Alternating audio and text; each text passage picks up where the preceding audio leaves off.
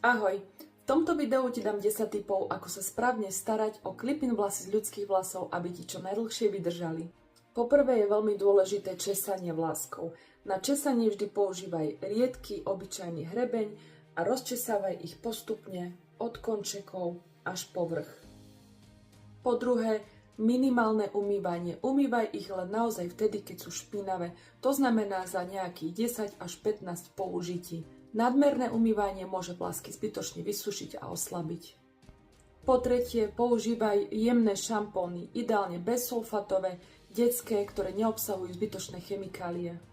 Po štvrté, kondicionér alebo maska je nutnosť, aby si vlásky zachovali elasticitu a hydratáciu. Po piaté je správne sušenie.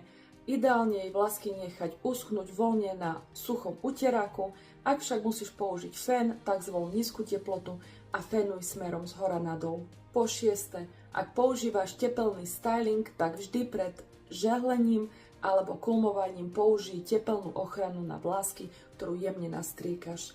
Po siedme, vyhýbaj sa masnote, to znamená nepoužívaj príliš veľa olejových ani stylingových produktov, pretože vlasy môžu zamastiť a zaťažiť. Ako 8. tip je správne skladovanie. Keď vlásky nenosíš, odlož ich do ochrannej krabice na suché miesto. Po 9. Žiadne spanie s clip-in vlasmi. Keď ideš spať, vlásky si odopni, aby sa nezničili trením o vankúš. A po 10. je veľmi dôležité pravidelné ošetrenie. Keď sa ti vlásky začnú štiepiť, jemne ich zostrihni a používaj výživné séra na ich regeneráciu. Ak sa budeš držať týchto tipov, clip-in vlasy ti vydržia krásne niekoľko mesiacov až rokov.